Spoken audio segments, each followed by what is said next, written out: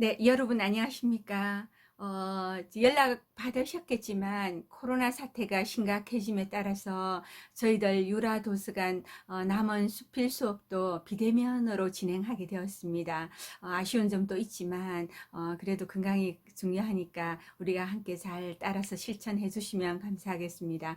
자, 그동안 우리가 이번 학기에 굉장히 좋은 글도 많이 들어왔고 여러분들 열심히 글을 써주셨습니다. 그래서 이번 주에도 글이 온 거라든지 그리고 첨삭할 부분들은 제가 개인적으로 그 부분은 첨삭을 해서 여러분들께 개별로 전해드리도록 하고요. 그리고 다음 시간 또 남은 시간에도 마찬가지입니다. 여러분들 쓴 글은 우리가 대면 수업 때와는 달리 시간이 많이 걸리기 때문에 제게 개인 메일을 주시면 제가 따로 충분히 첨삭을 해가 드리도록 하겠습니다. 그래서 비대면은 영상을 1회에 10분짜리 영상을 두 개를 제작해서 여러분께 나가도록 되어 있는데 제가 남은 기간 동안 뭘 하면 좋을까를 생각을 하다가 그동안 또 우리가 살펴보았고 또는 꼭 살펴봐야 될 그런 작가분을 제가 잠시라도 여러분들 아시겠지만 우리가 소개를 하고 또 정리하는 시간을 가졌으면 좋겠습니다. 그래서 소설가, 시인, 수필가 뭐 망라해서 남은 시간 동안 최선을 다해서 여러분들께 전해드리도록 하겠습니다. 오늘 첫 시간에는 여러분들 다 아시는 분이죠. 그리고 반드시 알아야 되는 분, 피천덕 선생님에 대해서 말씀을 드리고자 합니다. 그러면 강의를 시작하겠습니다. 네, 아마 수필을 처음 배우러 오시는 분들께 알고 계시는 수필가 성함을 여쭤보면 대부분 피천덕 선생님 성함은 빠뜨리지 않습니다. 그 말은 크게 두 가지로 이렇게 해석할 수 있겠죠. 하나는 역시 피천덕 선생님께서는 수필이라는 장르를 우리나라에 정착시키고 또 이렇게 알리는데 큰 역할을 하셨다는 점이죠. 그리고 또 하나는 그럼에도 불구하고 일반 대중들에게 수필이 많이 알려지지 않았다는 점입니다. 반대로 생각해 보면 왜 우리가 지금 현재 우리의 수필 읽기가 피천덕 선생님에게서 거의 멈춰 있다는 사실입니다. 그런데 수필의 세계에 들어오면 정말 여러분들이 수필 공부를 해보시면 아시겠지만 오늘날은 수필의 정말 르네상스 시대입니다. 정말 잘 쓰는 수필가 그리고 훌륭한 작가들이 이렇게 쏟아져 나오죠. 약 한 300페이지 정도의 수필 전문 잡지가 월간 또는 개간 이렇게 합쳐가서 전국에 한 20개 정도가 됩니다. 이거 말고도 종합 문해지가 있어요. 시, 소설, 수필 함께 이렇게 발표하는 그 문해지에 수필이 발표되는 것도 굉장히 많습니다. 그리고 이제 우리 중요한 것은 그런 분들이 요즘은 모두 공부를 해서 수필을 쓴다는 거죠. 피천덕 선생님이 계시는 그 시절에는요, 수필을 그렇게 공부를 하지 않고, 다, 본인이 살면서 느끼고 경험했던 거 위주로 이렇게 수필을 쓰셨어요. 그래서 그때는 수필 쓰는 인구가 많지 않았고, 그리고 또 왜곡된 사고가 뭐였느냐 하면 수필은 나이가 들어서 쓰는 글이다, 중년 이후에 쓰는 글이다라는 이런 아주 생각이 고정관념이 있었습니다.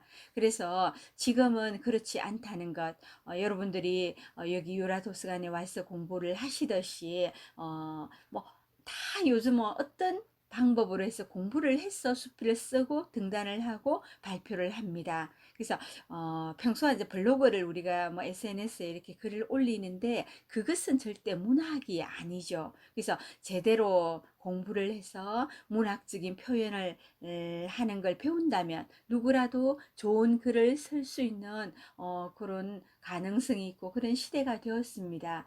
그런 의미에서 이제 우리는 뭐 반드시 아무리 유명하고 우리가 다 아는 것 같아도 기본이니까 기본부터 우리가 차근차근 작가들을 한번 훑어보도록 하겠습니다. 자, 피천덕 선생님은 2010년도에 태어나시가 2007년도에 돌아가셨죠. 자, 호가 금아입니다. 그죠? 다 아시듯이 금은고 금자죠. 그래서 금은고를 타고 노는 때묻지 않은 아이라는 그런 뜻을 가지고 있답니다. 그래서 왜 이런 호를 가지게 됐나 하면 사실 이 호는 추는 이광수 선생님께서 지어 주었어요. 자, 피천덕의 어머니가 굉장히 이렇게 음악도 이렇게 유능하고 금은고도 잘 타고 뭐 시서화도 굉장히 유능하셨다고 합니다. 근데 이분이 피천덕의 모친께서 피천덕 선생님을 10살 정도 때 돌아가셨어요. 그래서 그 어머니가 금은고를 타니까 피천덕 또 어릴 때 금은고를 가지고 놀았습니다. 그래서 그걸 따서 금은고를 타고 때 묻지 않은 아이로 자라라. 그러니까 영원히 그 어머니 돌아가신 어머니의 아이처럼 맑고 밝게 자라라는 뜻으로 이 호를 지어 주었다고 합니다.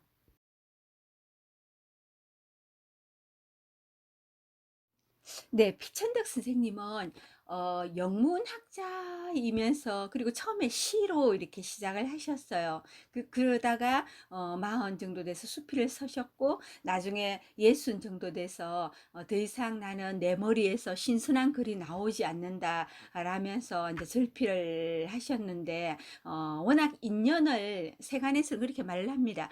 인연이라는 그 글을 능가할 작품을 더 이상 쓸 자신도 없었고 인연이 그 글의 무게 이상으로서 아주 이게 알려졌습니다. 후배들도 많았고요. 그래서 그 무게 그 그늘이 굉장히 큰 거죠. 그래서 그 인연 이후로 글을 써내면 뭐 피천덕 선생님 요즘 뭐 필력이 좀 줄어드셨네 라고도 하시고 하니까 본인이 딱 이렇게 요즘 흔히들 인기 있을 때 떠난다 하는 그런 말이 있듯이 그 당시에 이분은 인연을 최고의 작품으로 남기면서 그 다음에 글 쓰는 활동은 안 하셨어요. 그렇지만 이분이 아흔 아흔 넘도록 이렇게 계셨던 분이기 때문에 이 문단에서 이렇게 그런 문단의 위상은 대단하고 그런 후학들도 많이 양성을 하셨고 그렇게 지금까지 수필에도 영향을 미치고 있죠. 그래서 편천덕 선생님의 아버지는 옛날에 구한말에서 굉장히 부자였습니다. 유명한 거부였다 그랬습니다. 근데 배천덕 선생님은 참 부모님 복이 없으셨어요. 한 6살 무렵에 돌아가셨고 앞장에서도 말씀드렸듯이 10살 때는 모친도 돌아가셨습니다. 병으로 돌아가시고 삼촌 댁에서 자라죠. 그때가 이제 1920년대 정도 소학교 다닐 때였는데 아주 굉장히 영턱했다고 그럽니다. 그래서 검정고시 합격하고 월반하고 그렇게 해가지고 제 경성 제일고보라는 아주 뭐 예, 명문 학교에 입학하죠.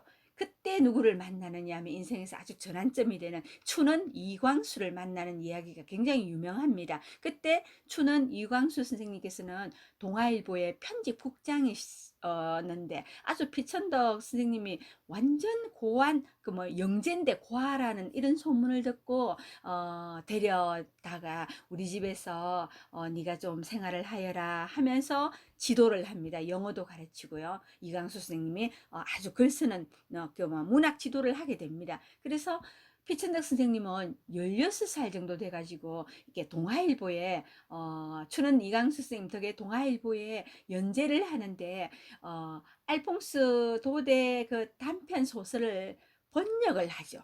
번역을 해가지고 연재를 하고 그 다음에 이제 이렇게 제일 아까 경성 제일고보를 중퇴를 하고 어디로 유학을 가느냐면 중국 상하이로 유학을 떠나게 됩니다. 자, 그 당시 유학을 보통 어디로 갔냐면 일본을 갔습니다. 그런데 어, 어, 아주 일제에 저항하는 표시로 나는 일제 뭐 어떤 일본국에 가지 않겠다가 오히려 중국으로 가서 영어라든지 이렇게 영어를 아주 공부를 합니다. 그래서 공부를 하고 나중에 귀국을 해가지고 동아일보에 또 이제 글을 발표를 하고 그렇게 문단을 대비를 해갖고 시부터 시작을 하죠.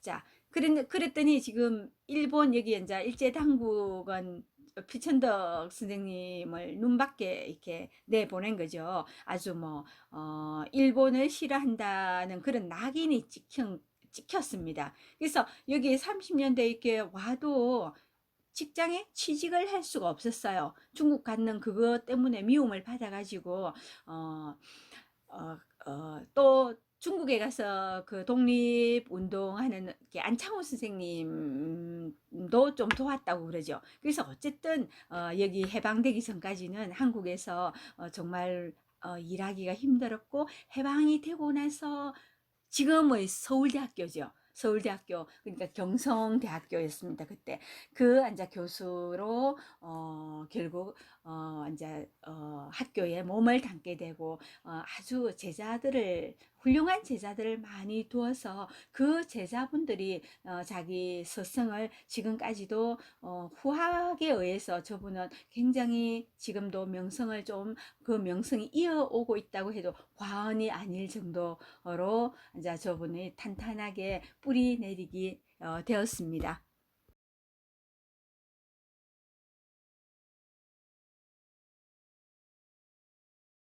네, 선생님의 일화 중에서 서울대에서 마지막 강의할 때 이런 질문을 받았죠. 인생을 살면서 지금까지 살면서 가장 남는 것은 무엇입니까? 라는 그 질문에 선생님이 이렇게 대답하셨어요. 어, 내가 지금까지 살면서 다 모든 걸 버려도 어, 나 자신을 버릴 수 없다는 내 자신에 대한 자존감, 이것은 내가 끝까지 가지고 가겠다. 이게 가장 남는다. 라고 말씀을 하셨죠. 그래서, 다른 거 내가 뭐 책이든 비싼 옷이든, 예, 어떤 값진 보석이든 그런 게 있다 하면 그런 걸 다 포기해도 나 자신은 포기할 수 없다는 그 마음을 나는, 가지고 가겠고 그 마음이 남았다. 그 뜻이잖아요. 그래서 우리가 생각하면 반대로 생각해 보면 여러분들도 여러분 자신을 사랑하세요 하는 그런 뜻이 되겠습니다. 그래서 니체가 너는 너 자신이 되어야 한다 이런 말이 저는 굉장히 아직까지도 그 말이 항상 이렇게 생각이 나거든요. 그래서 우리는 글을 쓴다는 것은 나를 되돌아보고 나에 대한 어떤 자기애 그리고 자존감 이런 거를 가지는 것도 내가 글 쓰는 목적 중에서도 있습니다. 솔직히. 그러면 그 자기의 자존심이라는 것은 어떤 나르시시즘 해가지고 나만 자아도취 이거는 절대 아니지 않습니까? 아니고 나를 사랑해야만이 타인을 사랑할 수 있는 그런 것입니다. 그래서 자기 자신을 충족을 해야 내가 내 자신을 사랑하고 해야 내 글도 부드럽고 내 글도 따뜻한 글이 나오고 내 눈에 비치는 타자도 그 사물도 예 내가 해석할 때 좀 더 우리가 달리 해석이 된다고 생각합니다. 예 여러분들 예 계속 강의하겠습니다.